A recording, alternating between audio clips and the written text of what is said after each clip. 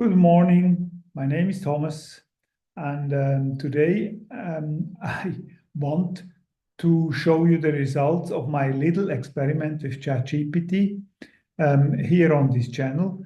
I never thought I'm going to do a YouTube video, but today I was so surprised and so stunned by the results of my little experiment that I want to share it with you. And when you think it's interesting, then please share it with your colleagues. It's not going to be a long video; it's just short, but it's really I think it's quite an experience, and it's good to know for us, the normal people here on this planet, what AI could possibly bring to us in the future. So, because hope, sometimes we almost lose our hope if we listen to the politicians every day. The political leadership, to a big extent, in many countries, seems to have become crazy. And I ask myself all the time, every day, whom are they following? Because they are not stupid. I would be bad advised if I believe that people who are doing crazy things that they are just crazy. No, no, no. Most of them are academics. They studied.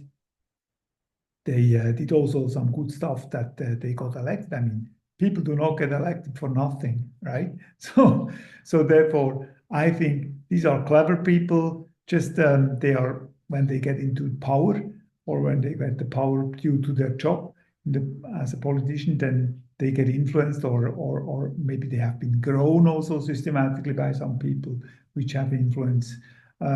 So that's why they want us or try to convince us of all these stories and narratives about the things which are happening on this planet right now. And sometimes I'm a bit frustrated about all the answers we don't get, and that we just to believe, like earlier in my life in the church, when they just say, yeah, it's like that, you have to believe it. Then I would say, yes, I believe. No, I can't. I'm not a believer.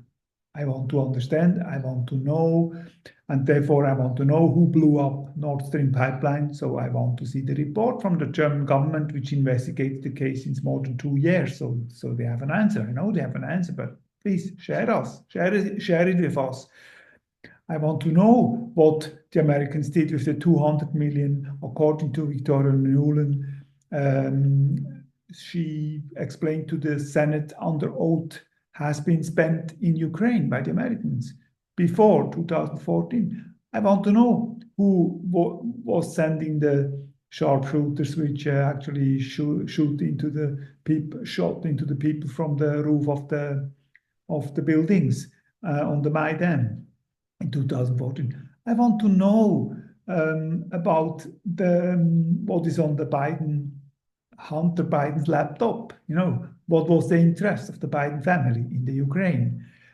What were the oligarchs interested about? Now, when we see the proposal from Trump with the minerals deal, then of course it becomes obvious what was the strong interest by the American corporations in Ukraine and in the land, and also why, since almost the Second World War, the Americans follow the policy of trying to, yeah, let's say, trying to win a war against Russia, or at least cut Russia in 3 different parts and so on, because then they could more easily get hold on the minerals, the oil, and everything. So it's clear, especially now, that when we go from the unilateral, unipolar world into multipolar world, that of course America and the West have to do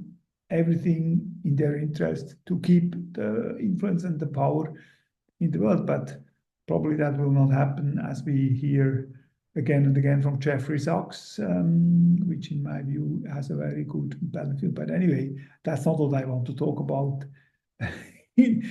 In my first YouTube video, I really want to share what were the answers from ChatGPT. And after a while, when ChatGPT, after my provocative questions, I have to fairly say, really came back with facts and figures which were not biased, he was not hiding anything. So it was not like a narrative. He was not following the narrative, or I have to say, ChatGPT, it was not following the narrative of the government or the Russian narrative or anything. It was really giving me answers which I think the politicians even today will not give to me. So it was very unbiased, humble, and then I thought, if the AI is capable from all the nonsense in the internet and from all the quality information in the internet to actually find the facts, or at least it seemed to me the right facts and figures about the situation and the history of those events, maybe it is also capable to give us a peace proposal, a proposal for the contract which these two parties has to sign, to create a peace which could hold and stand. Because the critical question, of course, is what needs to be in this peace agreement, which makes sure that none of the two parties can, after 6 months or after 3 months, just walk away and go back to the war. That's one of the biggest concerns of the Russian side, that if they now stop, because they are in the advantage, as I understand, that then the Ukrainians will build another army and then go back to the war.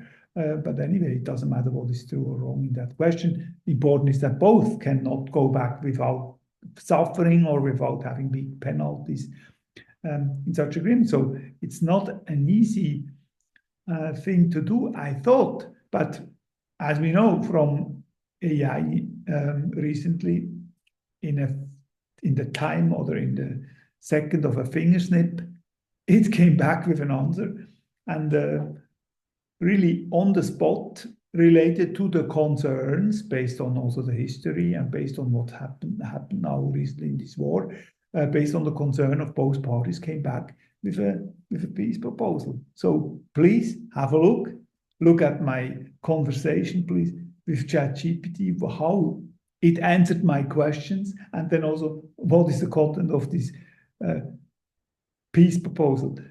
It really gave me hope that in the future AI maybe will be a good advisor for humanity, the better advisor than at least our politicians could be right now. So it will be also most interesting for me to compare that proposal now then with the real one, which now came from Mr. Trump.